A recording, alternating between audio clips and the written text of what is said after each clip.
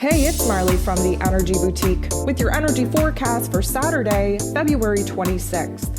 So we have the moon in Capricorn all day. Again, very heavy, very weighted, likely going to create a little bit of a muddy situation in our emotions. Why? Well, we're in Pisces season, so it is highly emotional.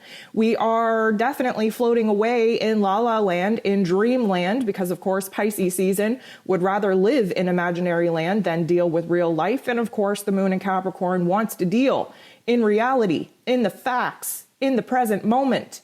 And we are going to feel that push and pull, that tug of war all day in order to remain present in the moment, in our bodies, not get out of control with the dreams that we are currently conjuring up because of Pisces season.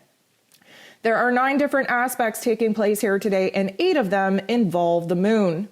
The moon is going to bump into the sun in the most beautiful way, giving us a lot to work with. Why? Because there's a compromise happening here between our focus, our self-will, our self-determination, our ambition, and the amount of dream life that we have to have in order to actually be inspired to make a change in our physical realm. So the moon in Capricorn is like, emotionally, we really want to stick in the present moment. We want to feel like we have control over the present moment. And for many of us, we don't have control over much. So it is a feat to be in this present moment and to find the things that we actually have control over. The sun in Pisces is saying, you know what? We have to float away into la la land. We have to dream a bigger dream. And the moon in Capricorn is like, you know what? Let's do that. That's a great idea because I'm the manifester of the zodiac, but I need to be inspired and motivated to make a change in order for me to actually manifest new elements in my life. So the moon in Pisces is like, go on, dream a bigger dream, get inspired, get motivated. We funnel that energy in from the higher realms. We bring it into our physical bodies. We bring it down into the heart space where the moon in Capricorn is ruling over us right now. And now we're like, okay, how can we strategically bring some of the dreamed elements to life? Now we're working on getting a plan together, on a strategy, on what it is that we need to do in the here and now, what we have control over in the here and now, in order to align us with that dream, with that vision that the sun in Pisces is now illuminating for us and allowing us to be inspired by. The moon is going to make a very positive aspect with Neptune. Of course, Neptune rules over Pisces, has been in Pisces for quite some time. And this is really going to allow us to really kind of attach to our higher selves, our higher realms, our intuition, our dream state, and really kind of funnel in the vibes, the energy, the dream, the inspiration, the excitement that we need in order to actually be motivated in the here and now. Now, let me just tell you something. Let me shout out something very loudly from the rooftops. It is hard to be inspired right now, okay? We are low on energy. We are about to wrap up the astrological calendar, which means all of us are basically running on empty. We are done. We are frustrated. We are exhausted. We really would prefer not to deal with life right now. So it's very hard to be inspired. It's very hard to be motivated.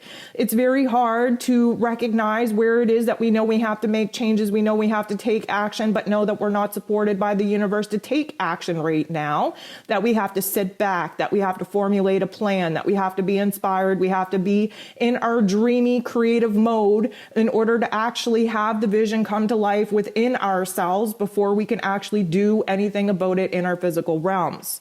Okay, so disclaimer, let's not push ourselves. Let's not beat ourselves up. Let's recognize the energy that we have to work with, and let's just very minimally do that. If you can only get through your day right now, congratulations, you're doing all that you need to do. Okay, let's not beat ourselves up on the amount, well, I should say the lack of productivity, the lack of action, the lack of inspiration, the lack of energy that we all currently are lacking from. The moon is going to square Chiron. This is where the frustration comes in. This is where the annoyance comes in, the irritation comes in. This is where we start feeling insecure, where we start doubting ourselves, where we really start getting down on ourselves for all of the things that I just listed. Chiron is the wounded healer. He's exposing to us where it is that we have pain, we have, discomfort, or we have frustration and anger. Again, use your emotions as a roadmap to see where it is in your life that requires the biggest change right now.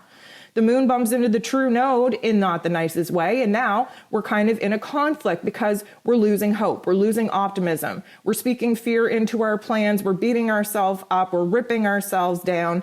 It is very, very tough to stay positive, especially with the energy and frequencies that are going on right now, the life lessons that are being thrown at us. So again, let's not throw the whole plan out. Let's not just scrap the dream. Let's just be patient and ride the wave of energy. We get a huge, huge perspective shift when the moon trines Uranus. And of course, Uranus is the great awakener, ruling over the higher realms, bringing in shifts of perspective, shifts of energy, moments of genius. This is where we open our mind to the fact that, guess what? We only have control over this present moment. Yes, it would be great to make the major changes in our personal relationships that we know we have to make in order to shed the old attachments and create a space for the new like-minded people to actually enter in. Yes, it would be an amazing thing to be able to have the energy to go ahead and totally disrupt our daily lives and spice up our routine and make some changes with our money. But how many of us actually have the energy and inspiration to do so right now? My guess, not many. So at least we get this shift in our mental plane to say, you know what? It's okay. We don't have to take action right now. As long as we're taking action in our mental plane to actively build this vision up and align an emotion with the vision, when the universe gives us the green light, go ahead to start making moves in our physical realm, we will know exactly what we need to do. Taking action in your mental plane and in your heart space is the very first step of actually manifesting changes in your physical life. So here is where Mercury bumps into Jupiter. And let me tell you, Mercury ruling over the lower level intellect, using our logical, practical brains, bringing in information from our physical realms, does disconnect us from our intuition, from our higher selves, from the dreams, from the visions that we have been trying to conjure up. Jupiter, of course, wants us to grow our minds. He wants us to open our minds, expand our thoughts, and really put us in a situation where we can open up a healthy line of communication within ourselves, between our heart and our head, and a healthy line of communication in our personal relationships that for many of us are suffering right now. If you are in a relationship that you know you shouldn't be in, and yet you're still hanging on for dear life, this speaks volumes of where it is that you're afraid to make a change. Now, does that mean you need to kick them out and shut the door right now? Well, no, but you should be building towards that if you know that you're in a partnership that is not in alignment with your highest self. Many of us right now are entertaining relationships, friendships, associates, business relationships that we have no business being in. Mercury bumping into Jupiter in this way is likely going to create a communication breakdown, a misunderstanding. Yes, we want to have that heart to heart, but are we going to be well received? Probably not. Does it mean that we should keep our mouth shut? No, we got to get things off of our chest. We have to let the energy out of our bodies. We have to understand that we're given an opportunity to grow through expressing ourselves. And every single time that we bite our tongue and do not take it, we are doing a disservice to ourselves.